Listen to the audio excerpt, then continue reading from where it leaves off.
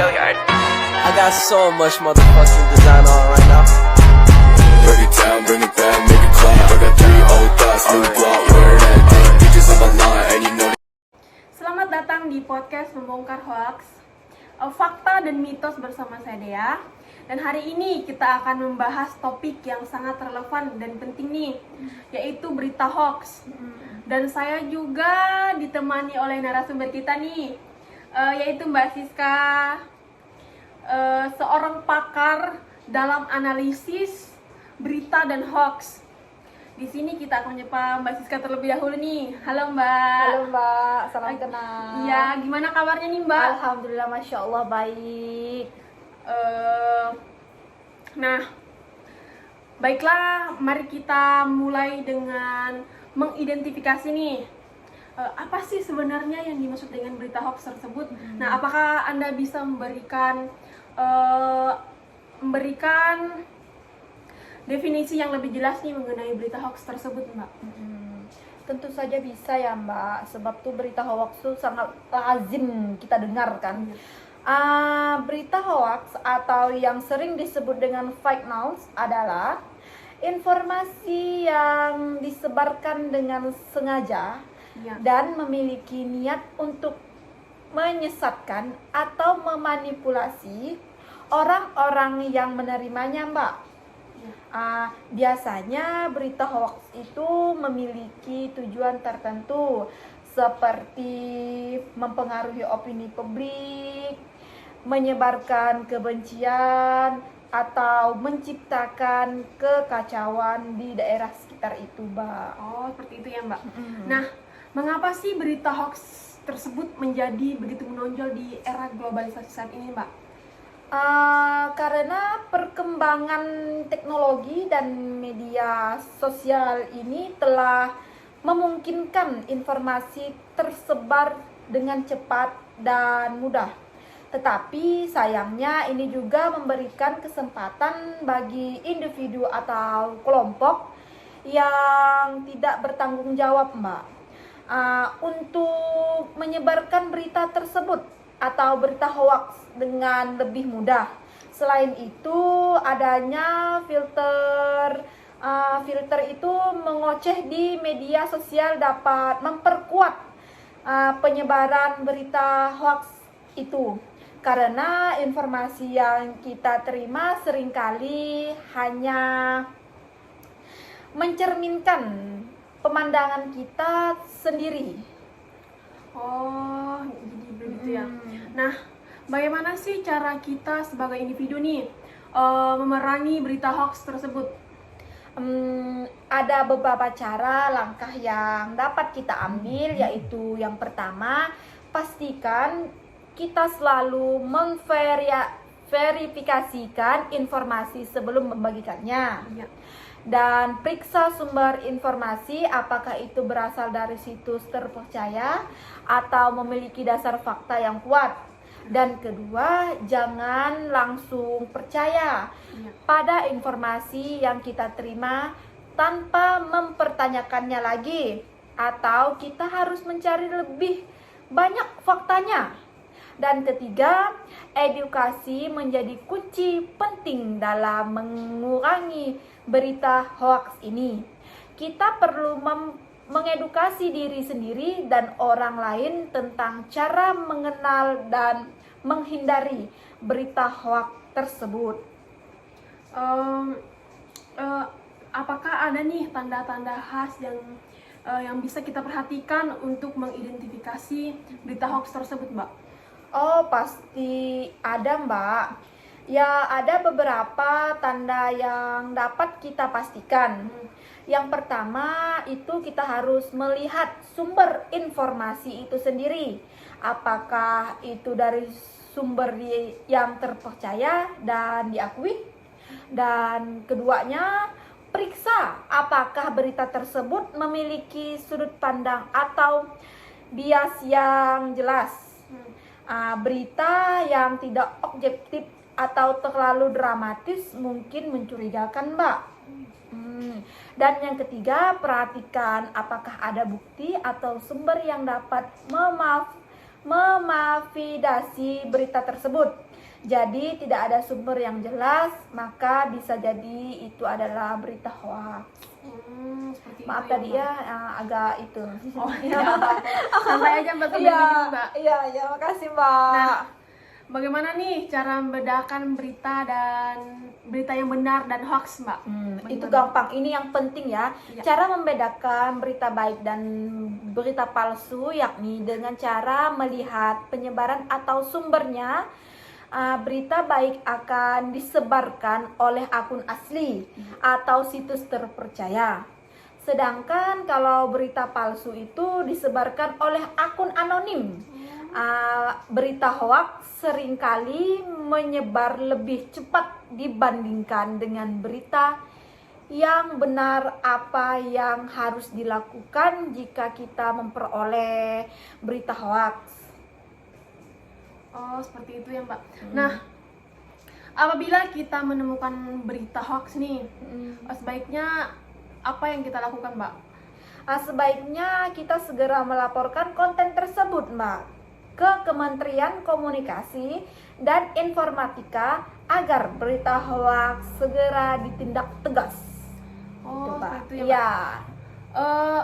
Apakah ada nih aturan atau undang-undang nih yang membahas hoax atau berapa lama nih hukumannya Wah. untuk penyebar nih berita hoax tersebut, Mbak? Apakah ada? Oh, pasti ada, Mbak.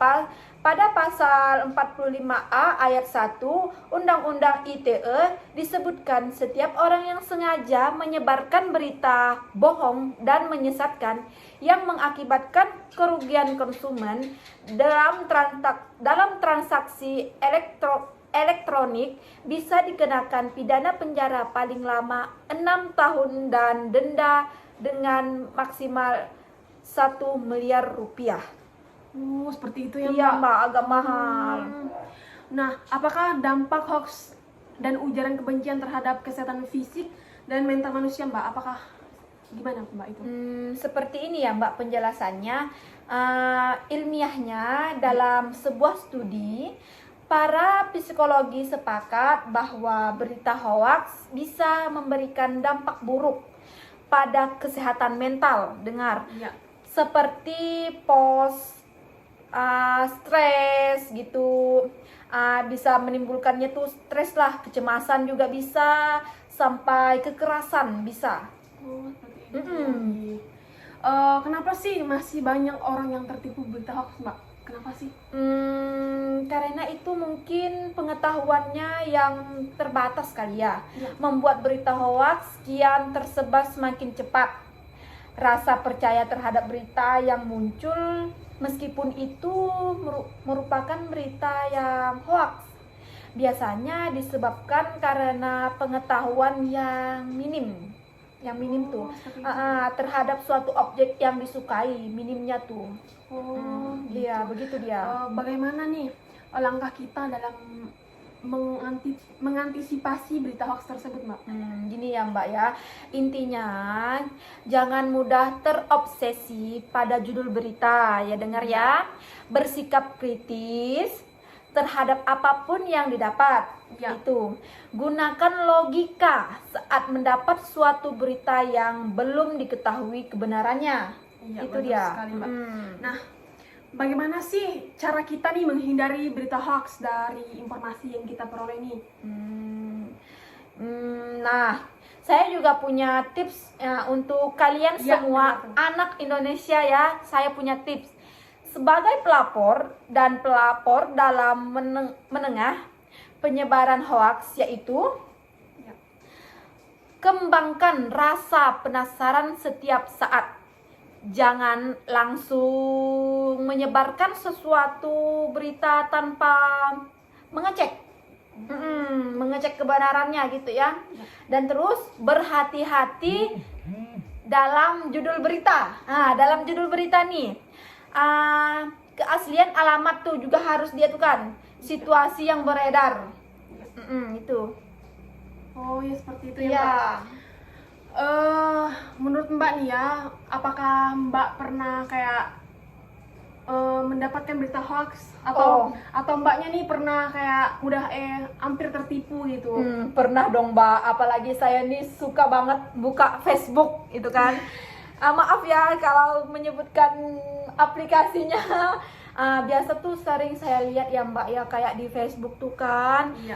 Sering kayak menyebarkan berita-berita yang hoax tuh, kayak misalnya artis ini meninggal. Itu sering saya Sering ketemu. terjadi Iya, tuh, Mbak. saya sering ketemu banget tuh sama yang itu. Saya pernah sih yang pas itu kayak terpengaruhi gitu kan berita hoax tuh, saya pernah.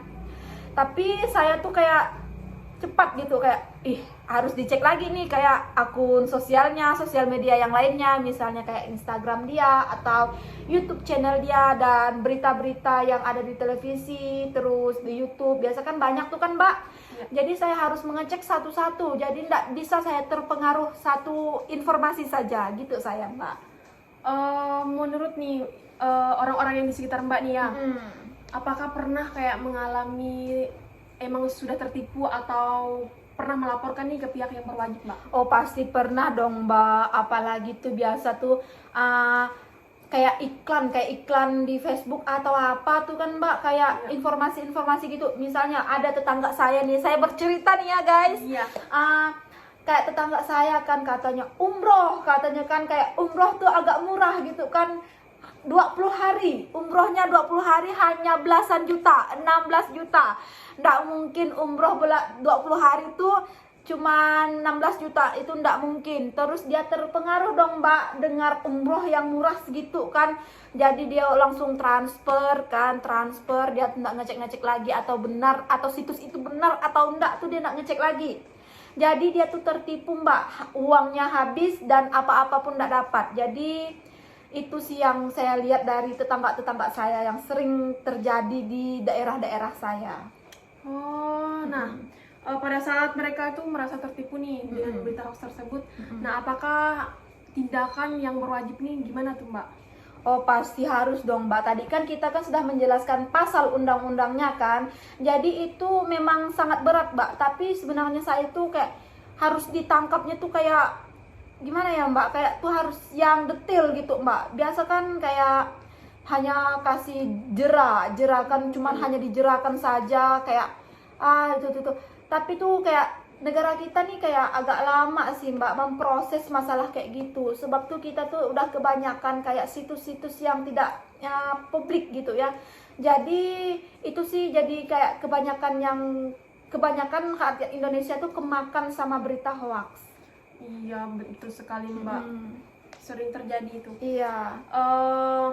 Gimana nih tips mbak tentang berita hoax nih kepada teman-teman semuanya nih? Oh tipsnya gampang. Pertama tuh kita harus jangan terpercayalah, intinya tuh jangan terpercaya dengan situs-situs yang belum ada centang biru katanya kan, yang belum ada centang biru. Kalau di Instagram, di Facebook itu kan ada kan mbak, kayak centang biru katanya dalam masalah anak gaul. Pasti tahu dong anak gaul. Jadi tuh kita tuh harus ngeliat dulu, oh ini tempat yang penyampaian beritanya nih di mana atau kenapa, terus akunnya tuh betul atau enggak. Kalau cuman akunnya hanya akun fake iya gitu ya? akun fake, cuman berapa aja followersnya atau apa, itu jangan dipercaya. Itu hanya ingin menambah followers katanya kan, anak zaman sekarang kan itu hanya untuk menambah followers. Dan tips yang kedua itu kita harus cerdik. Cerdik itu kayak kita harus gimana ya mbak ya menjelaskannya. Minum dulu mbak, minum. Oh iya, jadi saya tuh kayak aduh jadi kayak berita hoax ini udah termasuk lazim di daerah kita atau negara kita tuh udah sangat-sangat lazim mbak. Jadi kita itu mungkin karena minimnya pengetahuan ya mbak. Iya mbak, iya. Terus sekali, silakan minum dulu mbak. Aduh.